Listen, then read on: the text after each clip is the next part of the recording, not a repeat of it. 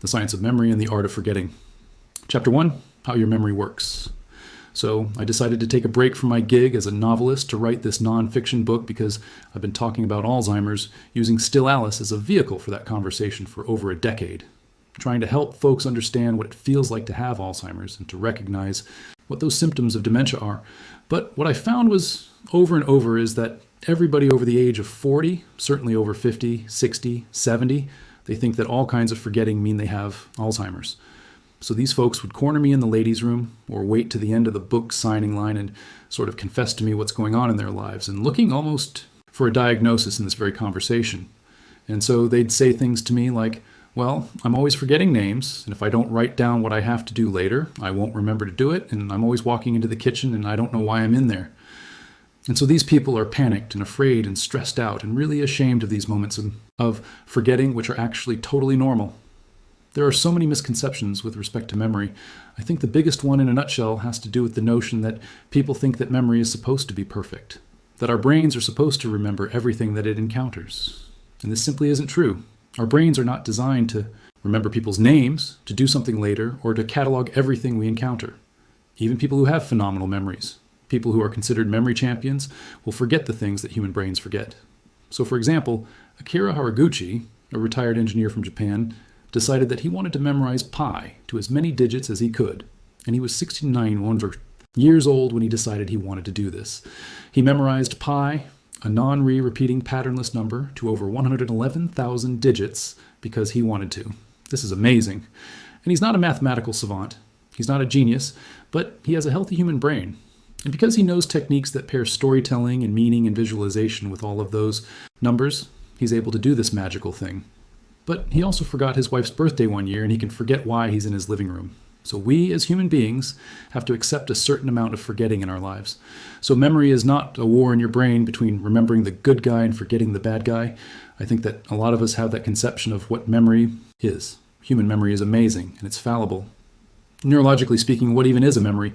So memory is the constellation, the pattern of neural activity that represents the sights, sounds, smells, feelings, information, language that you experienced when you learned something in the first place, reactivated as a neural circuit in your brain. So your memory is not a video camera recording a constant stream of every sight and sound you encounter. There's no memory bank. I think a lot of people think that memories are stored in a place. And this is actually true for a lot of other things that go on in our brain. There's a physical location. There's an address for where we process vision or language or movement.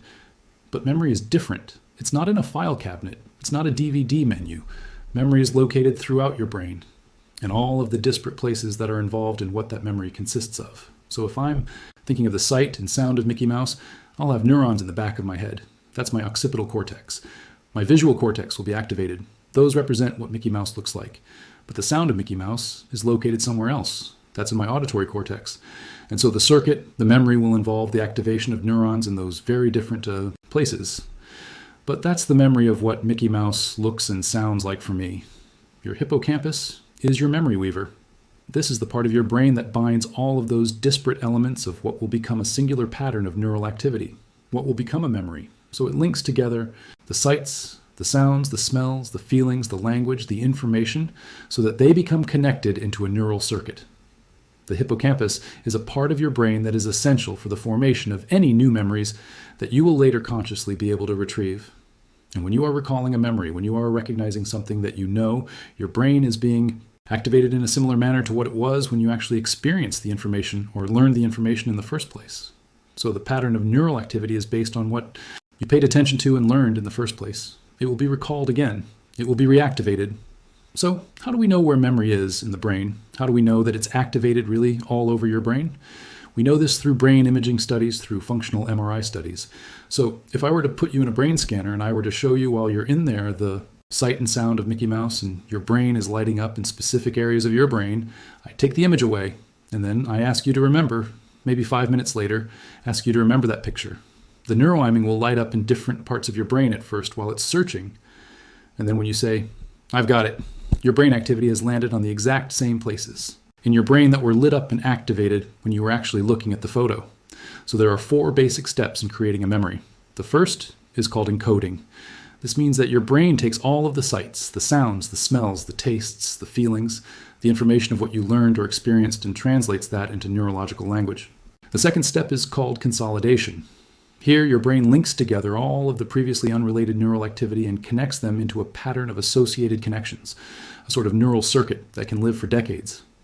The third step is storage. Your brain locks in this information by making enduring, long-lasting changes in your neural architecture. Changes in neuroanatomy and neurochemistry that are long-lasting and persist long after you first learned or experienced the information. The last step is retrieval. So you got the information in. To remember it, you want to get the information out. So this means you can now activate this neural circuit. And so you can recall, revisit, reminisce, know something that happened or that you learned before. So there are three kinds of long-term memory. One is called episodic. This is your memory for the stuff that happened. This is the story of your life. This is, remember when there is semantic. This is the stuff you know. Semantic memories are the facts and data, the information you learned in school, your autobiographical information. So anytime you fill out a form, name, address, birth date, that's semantic memory. The third kind is called muscle memory. It's a little bit of a misnomer. Muscle memory doesn't live in your muscles. It lives in your brain. Muscle memory is the memorized choreography, the procedure for how to do things. So this actually lives in a part of your brain called the motor cortex. That part of your brain tells all of the voluntary muscles in your body what to do. So with concentrated, focused practice and repetition, you can memorize and therefore know for the rest of your life how to brush your teeth, how to ride a bike, how to swing a golf club. All of the things that we know how to do are muscle memories. So what do our brains remember and what do they forget?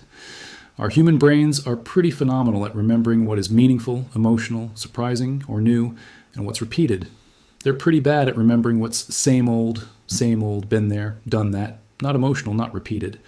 Our brains are also great at remembering things that are visual and where those things are in space. So evolutionarily, you can imagine that it was really important for our survival for us to remember where the food is, where safety is, where the predators live. And so our brains are really keyed into visual, spatial, what's meaningful. So we don't just remember where everything is. We remember where these things are that are important to our survival. Things that are emotional tend to be meaningful to us. So those two elements T are pretty tied together. So if something's emotionally neutral, it's probably not that meaningful to me and I don't remember it. If it's highly emotional in some way, whether that's good or bad, joyful, I'm in love, grief, anger, our brains remember what we pay attention to. This isn't just about the facts and information and the sights and sounds of things that happened. It's also about your outlook. So this is where practices in gratitude might come into what do you remember the story of your life? Do you pay attention to the moments of joy and abundance and wonder and awe and love? And so if you do, those memories will populate your life story. Or are you a pessimist? Are you focusing on what hasn't happened for you? The scarcity, the injustices?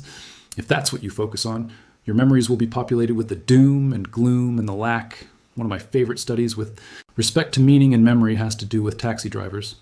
They gave seasoned taxi drivers and new taxi drivers a list of street names to memorize. If the street names were listed in the order that they can be driven, the seasoned taxi drivers did great. They were able to recall something close to 90% of the words on the list, whereas the newbie taxi drivers didn't do so. Well, significantly less. If, however, those street names were listed in random order, one street name doesn't lead geographically to the next, the seasoned taxi drivers lost their memory advantage because the names of the streets now had no meaning one to the next. They were basically in meaningless order. The seasoned taxi drivers did just as poorly as the newbie taxi drivers. So meaning matters when it comes to memory. Meaning is king. So how accurate are our memories? It depends on which kind of memory we're talking about. So if we're talking about semantic memory, this is the memory for the stuff you learned, the stuff you know. That's pretty stable and accurate. So for example, if you learned that 6 is 36 when you were in the third grade, you're not going to suddenly misremember that decades later as 6. 6 is 75. That's not going to happen. Muscle memory is similarly stable over time.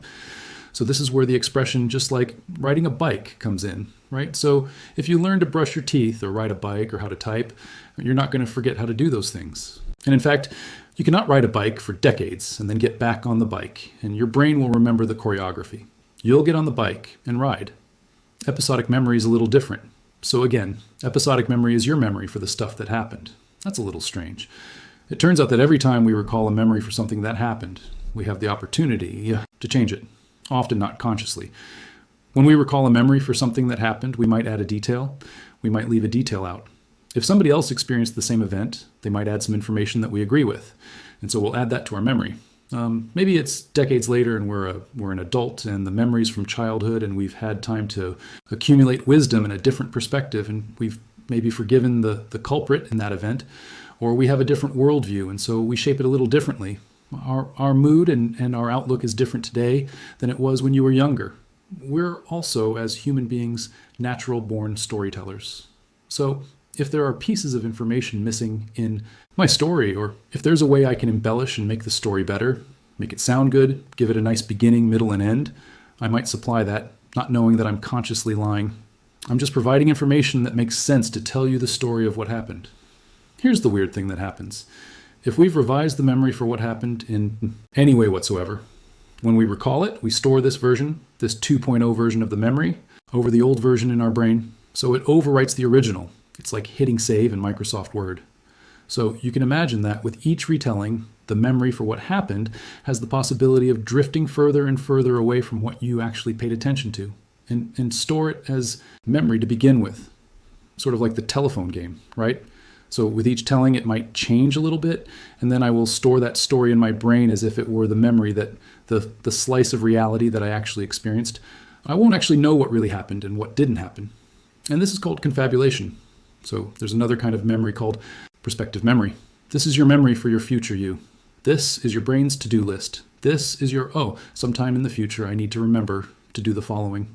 So there are things like pick up the dry cleaning, pay the bills. I need to remember to call my mother later. Our brains are not designed to do this. Prospective memory is fraught with failure. In fact, I actually think of it as a kind of forgetting rather than a kind of memory. So here's what happens with prospective memory. You're asking your brain to remember something at a future time and place to do something. Unless the proper cue is there and available for you to notice at the right time and the right place, you will forget to do this. So with practice, we can get good at remembering to do something at certain times of day. So a lot of us are really good at remembering to brush our teeth before we go to bed because we've done this every night of our lives. For those of you who've raised kids, you know that this is not an ingrained memory yet because how many nights of your life do you tell your kids, go brush your teeth, go brush your teeth? So at some point though, we remember to do this without any aids or any help. Here's something interesting. If you're someone who takes medication at night, a great way to remember to take your medication is to pair this with a habit that you already have at that time, and wanting to understand what those symptoms are and to be mindful of how they can support brain health to prevent Alzheimer's. But all the other stuff, all of the 99% of forgetting that happens to all of us is normal. The other really good news is Alzheimer's doesn't happen overnight. This accumulation of amyloid plaques takes 15 to 20 years, and it is not predetermined by your genes. Only 2% of folks have Alzheimer's. That is 100% inherited. For the rest of us, that accumulation of amyloid plaques, which happens over the course of 15 to 20 years, can be influenced by how we live. And so there's a lot we can do to prevent us from getting Alzheimer's. Want to support the channel? Join the Big Think members community where you get access to videos early and free.